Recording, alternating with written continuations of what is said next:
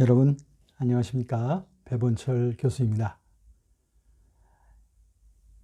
지난주에 이어서 우리 성령 세례에 대해서 우리 함께 살펴보도록 하겠습니다.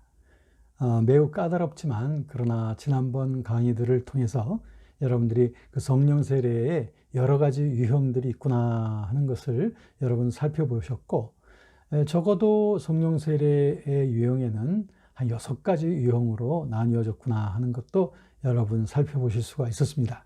그런데 오늘은 그것을 조금 더 이해하기 쉽게 좀 더 함축적으로 이것을 그룹핑 하도록 할게요. 그래서 이 성령 세례에 대한 것을 여러분들이 좀 더 이해하실 수 있으리라고 생각을 합니다. 먼저 오늘의 말씀을 읽도록 하겠습니다.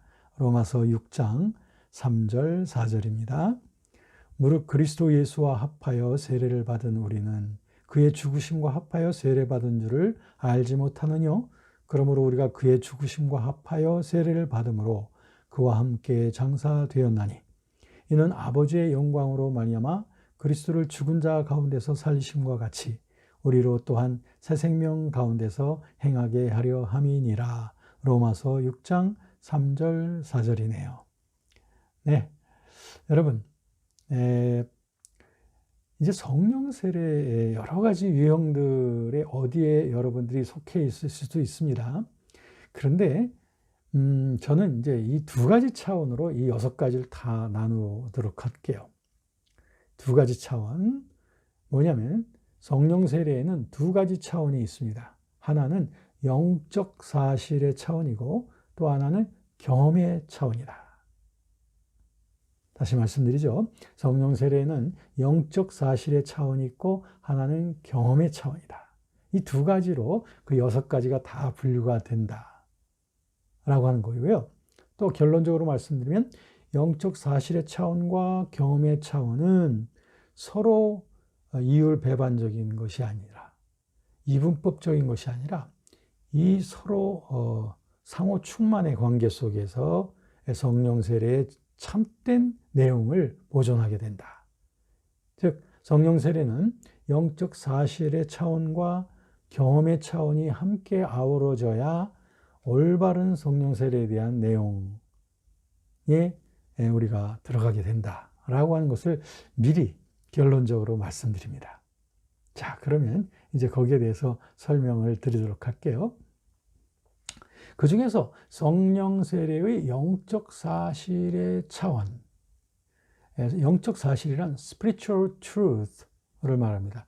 영적으로 이미 이루어져 있는 그 사실을 말합니다. 즉 다시 말하면 그리스도 안에서 이미 이루어져 있는 사실. 이것은 일반적으로 성경에 명확하게 그리고 획일적으로 표현되어지고 있습니다. 예를 들면 로마서 6장에 보면 성령의 세례로 인하여 그리스도의 죽으심과도 연합이 되어지고 그리스도의 부활과도 연합이 되어졌다라고 하는 그런 내용이라든지 고린도전서 12장에 우리가 성령으로 인하여 세례되어져서 그리스도와 한 몸이 됐다. 이것은 다 영적 사실의 차원입니다. 우리가 경험을 했든 못했든 간에 이것은 그리스도 안에 있는 사실이라 이거죠. 그렇기 때문에 이것은 성경적이죠. 당연히 성경적이죠. 그런데요, 그렇다고 해서 성경에서 말하는 이 성령 세례의 영적 사실의 차원이 그 영적 사실의 차원만 성경에 기록된 것은 아니에요. 다시 말하면 경험적인 그 사례들도 많이 다양하게 표현이 되고 있다는 겁니다. 예를 들면 누가복음이나 사도행전에 나타나는 특히 사도행전에 나타나는 그러한 성령 세례에 대한 그 내용들, 성령의 권능을 받고 또 성령 받는 것, 성령의 임함, 뭐 이런 기록들을 보면 성령 세례의 그 경험적 차원에 더욱 호소하고 있는 것이기 때문에 그러한 경험들은 사람에 따라서 다양하게도 나타나지 획일적이지 않습니다. 그러니까 우리가 성경의 영적 사실을 당연히 기반에 두어야 되는데, 그런데 경험의 다양성을 또 우리가 무시할 수 없다라고 하는 겁니다. 그런 차원에서 한 가지 유의할 점은 우리의 신앙생활에 그 성령 세례의 그 영적 차원만 강조하면서 경험적인 차원을 전혀 무시하게 되면은 문제점이 생길 수밖에 없습니다. 그 중에서도 가장 심각한 것은 성령에 대한 그 해석을 꼭 성경 연구의 해석적인 것에만 의존하고 인간의 신앙 경험의 차원을 간과하게 되면 우리의 삶 속에서 나타나는 여러 가지 영적 경험들을 간과할 수 있다는 거죠. 그리고 내게 나타나는 어떤 그런 성령 신앙만이 하나의 스탠다드라고 착각에 빠질 수 있어요. 나하고 좀 다른 그 성령에 대한 체험들을 하는 사람들을 비성경적이다 또는 잘못됐다라고 이렇게 손가락질을 할 수 있는 위험성이 있다는 거죠. 과연 신자의 성령 체험이라고 하는 것이 성경에 나와 있는 영적 사실에 입각한 획일된 양상으로 아주 한 가지 유형으로 그렇게 일어날 수 있느냐는 거예요. 아니요. 그 영적 사실의 차원을 강조하는 사람이라 할지라도 그분들에게 나타나는 성령 체험이라는 것은 상당히 다양하게 나타나지 않습니까? 그렇다면 우리는 당연히 성경의 영적 사실의 차원을 기본에 두고 굉장히 존중하면서 그 위에 다양한 경험적 적용을 읽어내는 노력을 해야 된다. 적어도 이런 노력은 앞으로 복음적 성령 운동의 그 확산과 건전한 성령 연구에 있어서 필수적이다. 이렇게 저는 봅니다. 자, 우선 그 영적 사실의 차원에 대해서 말했죠. 그 다음에 경험적 차원을 말씀드릴게요. 성령 세례라고 하는 내용을 제대로 이해하려면 성령의 영적 사실의 차원과 함께 경험, experience, 경험의 차원을 역시 심도 있게 다루지 않으면 안 됩니다. 영적 사실의 차원은 기본적으로 획일적으로 정리가 되어져 있어요. 근데 경험의 차원에서는 사실 성령 세례 유형이 상당히 많이 생기게 되죠. 다양하게. 그리고 세례라고 하는 그 용어도 역시 꼭 일회적이어만 하느냐 이거죠. 내용상으로 볼 때. 물론 세례라고 하는 것은 initial, 하나의 그 초기적인 그런 입문적인 그러한 의미도 담겨져 있지만, 그러나 그것은 이제 또 물세례하고 이렇게 연관시켜 볼 때 물세례가 한 번이면 족한 것처럼 성령 세례도 한 번이어야 된다라고 하는 그런 내용의 연관성이 있게 되죠. 그러니까 성령 세례도 중생할 때 한 번이면 되는 거다라고 하는 그런 이론이 되는 건데요. 근데 세례라고 하는 용어가 갖고 있는 또 다른 그 의미 중에는 완전히 푹 담그고 완전히 압도하고 충분하게 적신다고 하는 그런 의미가 또 있기 때문에 그것은 단지 어떤 시초나 단 한 번만을 의미하는 것은 아닐 수도 있다 이거예요. 그렇기 때문에 전에 한 번 성령 세례의 경험을 경험한 사람이 전에 받은 것처럼 두 번째 또 세 번째의 그 성령 세례의 그 유사한 경험을 또는 그와 보다 좀 더 깊이 있는 경험을 하지 못하라는 논리적인 이유가 없죠. 그러니까는 성령 세례라는 말을 두 번, 세 번 계속 사용하는 것이 사실 좀 거북스럽다면, 그렇다면 뭐 성령 세례라는 것은 성령 충만의 첫 번째 경험을 성령 세례라고 하자고 하는 어떤 그런 암묵적인 그 합의가 지금 교계 내에 지금 이제 흘러 있죠. 그것을 우리가 존중할 수도 있죠. 그러나 이제 이와 같은 성령 세례의 경험에 있어서는, 경험의 양상에 있어서는 더욱더 깊이, 더욱더 풍요롭게 일생을 통해서 계속 경험해 가게 된다는 거죠. 그렇기 때문에 그 경험은 사람마다 틀릴 수 있다는 거죠. 자, 이제 그런 점을 우리가 전제하면서, 그렇다고 해도 이 경험주의적인 신앙에 빠져드는 것은 굉장히 또 위험성이 많습니다. 이런 데 치우치게 되면은 적어도 다음과 같은 문제점들이 생기게 됩니다. 첫째는 뭐냐면 뭔가 좀 극적인 체험, 극적인 경험, 엑스타시 이와 같은 것을 경험하지 못한 사람들은 마치 자기가 성령 세례를 받지 못한 것인가 라고 하는 그런 불안감을 갖게 될 수도 있고요.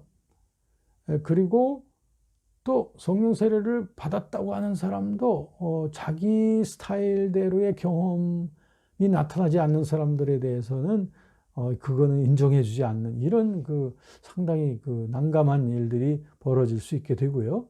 그 다음에 또 이제 이런 어떤 극적인 또는 아주 상당히 상당히 강렬한 체험적인 성령 경험을 하신 분들은 어찌 자칫하다 보면 좀 영적인 엘리트 의식에 빠지게 됨으로 말미암아 교회 내에서 어떤 독단적인 소그룹들을 형성할 수 있는 그런 위험이 또 있다는 거죠. 그러니까 이게 소위 신자들이 너무 경험주의적인 신앙에 빠져들 때 그렇단 말입니다. 그러니까 자, 이렇게 말씀드리다 보니 어떤 교단에서는 여러분 성령 세례의 영적 사실의 차원을 더 강조하는 그런 교단들이 있죠. 그런 교단들은 어때요? 뭐냐면 성령 세례와 중생을 동시적으로 본다고 하는 공통점이 있습니다. 그리고 경험의 차원을 강조하는 그런 성령 세례를 말하는 교단들은 다양한 걸 볼 수 있죠. 오순절주의는 특히 방언이라는 경험, 웨슬리안들은 정결과 능력이라는 경험, 또 은사주의자들이 또 강조하는 경험, 이렇게 경험적으로 서로 다르게 이렇게 강조되고 있는 것을 보게 된단 말이죠. 그러니까 제가 앞 강의 2번에 걸친 앞 강의에서 제가 6가지 유형의 성령 세례론을 말했는데 그 6가지가 다 이 2가지 차원으로 정리되어야 된다는 거예요. 그 6가지 중에 2개는 성령 세례의 영적 사실의 차원에 속하고요. 나머지 4가지가 영적 사실의 경험의 차원에 속하게 됩니다. 그래서 자, 그러면 저의 강조는 뭐냐면 영적 사실의 차원을 강조하든 경험의 차원을 강조하든 어느 한 가지에만 너무 쏠려 있게 되면은 양쪽 상대편 쪽에 대한 이해가 되어지지 못할 수 있다는 겁니다. 자, 보세요. 영적 사실의 차원만 강조하죠? 그러면은 만약에 방언을 말한다든지 정결한 능력을 성령 세례로 받았다든지 이런 말들을 하는 그런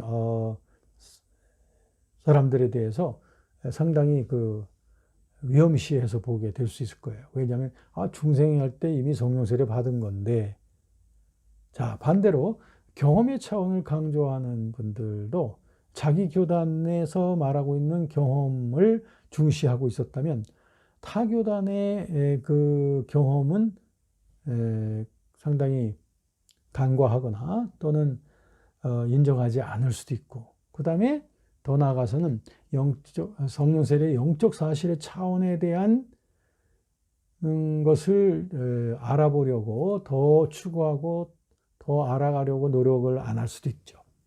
자신의 경험에 만족한 나머지. 그런데 지난날 그런 경험을 했다 하더라도 이 신자가 계속적으로 자라나야 될 거 아닙니까? 그리스도 안에서 점점 더 자라나려면 영적 사실의 차원을 계속해서 우리가 살펴보고 거기에 말씀을 통해 하나님의 말씀을 통해서 그리스도 안에 있는 영적 사실이 무엇인가를 자꾸 알아가야 되죠.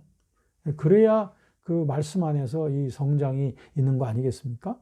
그러니까 지나친 경험주의는 자신의 경험적 간증에만 도취되어질 수 있고 지난날 그랬다 하더라도 오늘날은 능력이 없을 수도 있잖아요. 그러면 안 된다는 거죠. 그렇기 때문에 경험을 강조하는 그런 입장의 성령 세례관을 갖고 있다면 더욱더 영적 사실의 차원의 성령 세례가 의미하는 게 무엇인지를 더 풍요하게 알아갈 필요가 있다.